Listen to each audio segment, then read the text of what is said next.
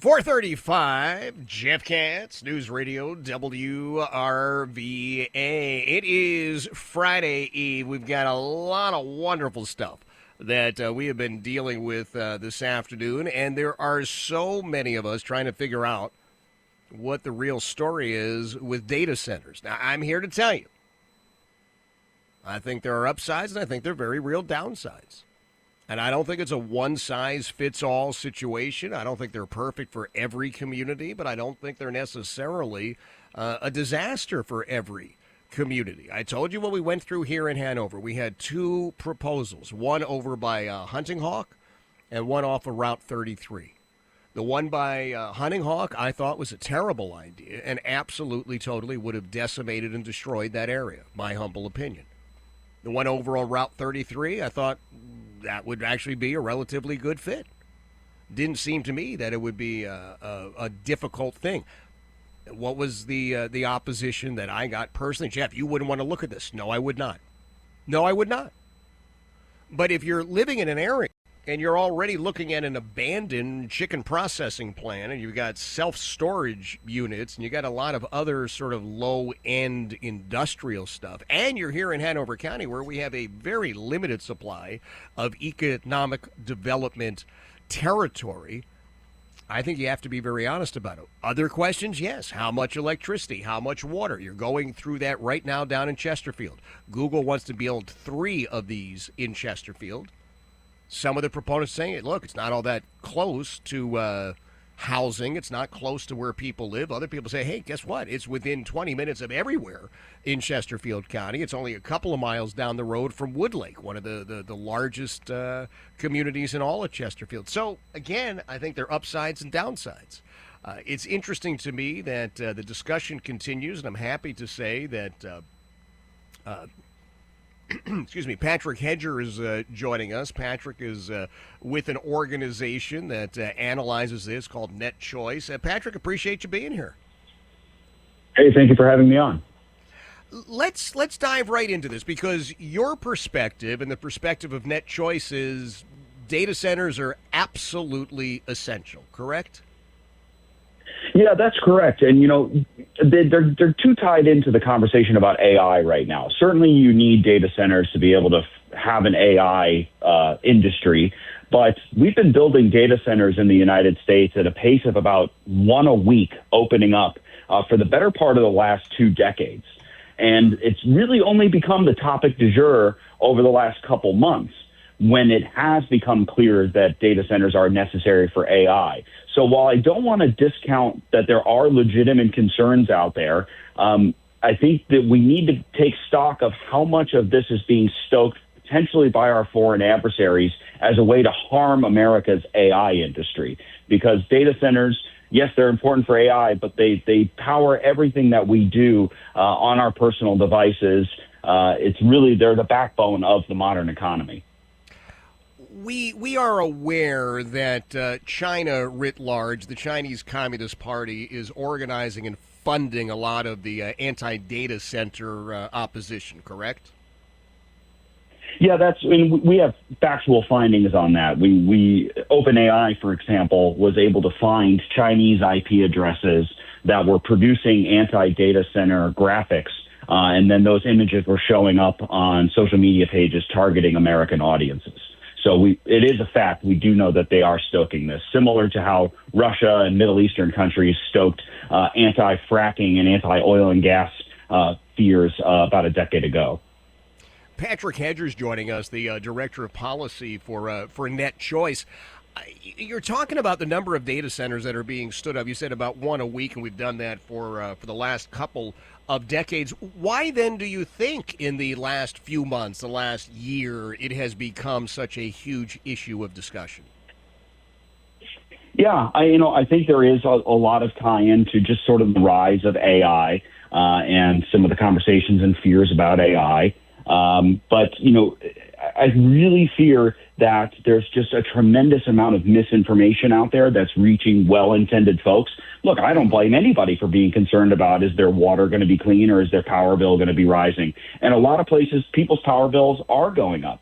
But what I see happening and what the data bears out is that there are a lot of bad policies, particularly on the electricity side, that are rearing their ugly head right now, whether it's mandates for certain renewable technologies that are perhaps not ready for prime time, to shuttering reliable gas facilities and nuclear facilities.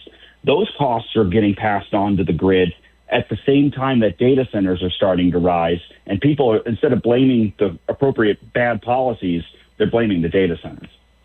But you know that the folks who are pitching data centers are not necessarily doing themselves any favors to sort of dismiss the concerns of neighbors, to poo-poo the concerns that people have. Again, certainly about electrical costs, about the amount of water that's going to be taken from what we think is our drinking supply. There are meetings going on south of where I am, Patrick, in Chesterfield County. 2 of them, Google's proposing 3 of these data centers.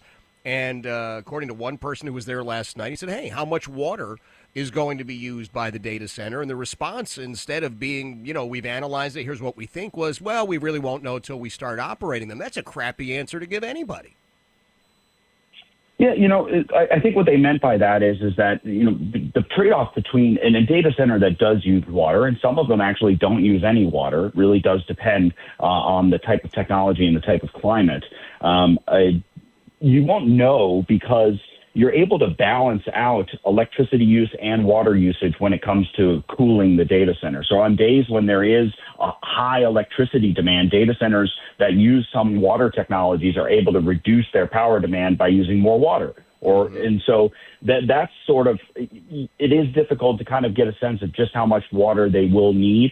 But on average, the biggest data centers, we're talking the hyperscalers, the gigawatt ones, the ones that have the AI chips, they use about as much water as a golf course or 2, depending, again, on the climate. And we've never heard any major complaints about how much water golf courses are using, and there are a heck of a lot more golf courses in the United States than data centers. True, but, in all fairness, Patrick, we all like looking at golf courses, and we know that people are employed at golf courses. A lot of the pushback against these data centers is, yes, they create construction jobs, but after that, there's nobody working there, right? No, that's not true. Actually, I was just touring a data center in Loudoun County today, and there's several shifts because it has to be open 24/7. There are 80 people on each shift. That's just at one data center location. But the real jobs are the upstream and downstream jobs. What I also saw in that facility were lots of different types of heavy machinery, and I looked on the little placards on all those different pieces of machinery, and I saw things like made in South Carolina, made in North Carolina, made in Illinois, made in Wisconsin. And so there's a tremendous demand upstream for American manufactured products that are going into data centers. And then, of course, you have the businesses that serve the people that work at the data centers.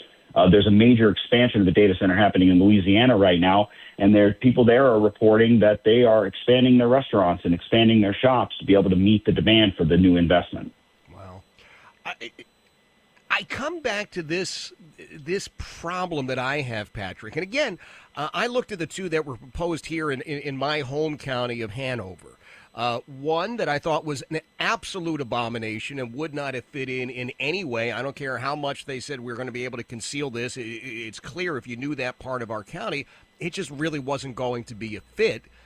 But then there was one that was proposed in an area that's considerably more industrial, and the plans that I saw were actually quite lovely. And the folks who were proposing this said, we get it. I mean, it's going to be a pain for X number of years while we are building it, and it's going to be a construction zone. It's not that pretty. But here's what we are going to do, and we are going to stand up businesses in the front of it. Their idea, I thought it was a pretty good idea, quite frankly, was putting it towards the back of the property and to have more retail-friendly establishments to the front of the property. It's a massive property. It's not like, it's an acre or something. So I thought, that actually, to me, made a lot more sense.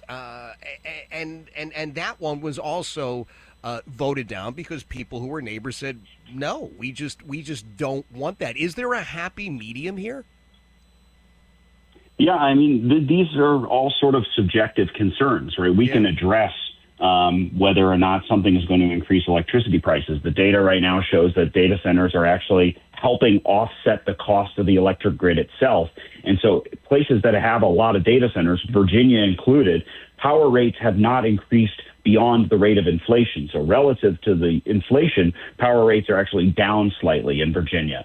So it may have still gone up, but it hasn't gone up as fast as the dollar has lost value. So let's say that.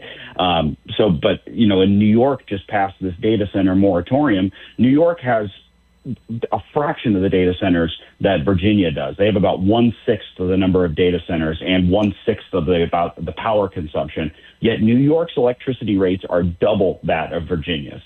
So data centers are clearly not the culprit there. We can answer those types of questions, but it's going to be difficult to, address everybody's concerns about aesthetics because tastes change from person to person. Well, yes, taste may change person to person, but the reality is we do have folks, again, these are personal, they're anecdotal. Folks who bought these beautiful homes in a development called Mosaic. Nobody was aware that there was this overlay district, and now instead of having yards, they're going to have a view of a massive data center, and the pushback and the push down from certain people, I think, is what has rubbed so many people the wrong way. A number of people are reaching out to me, Patrick, and asking, and I think it's a legitimate question to ask, about your organization, NetChoice. Is it financed by data centers? We have a number of different companies that we count as members. We're an organization that's dedicated to advancing free enterprise. So, advocating for the ability to build infrastructure in this country is totally consistent with our principles. But you can go on our website and see who our members are. We're not hiding the ball here. We're just trying to get the word out there that what our industry is trying to contribute to the economy. We're not building these data centers for fun. It's not fun to expend several $billion. All right. Well, fair enough. Now, I'm looking at the association membership, so even though you didn't answer it, I would answer it for you. Yes, data centers clearly are part of financing NetChoice. I don't think there's anything wrong with that, but again, there are going to be plenty of folks, you get this, who are going to say, not interested. These guys are just lobbyists for the data centers.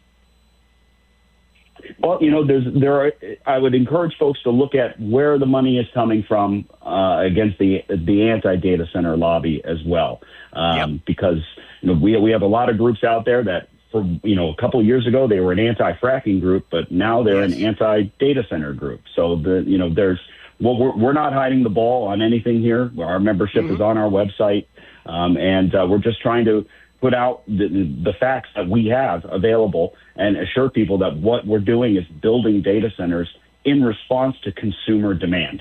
Ultimately, all of the consumer products and devices that are connected to the internet that you have, they are powered and enabled by the existence of data centers.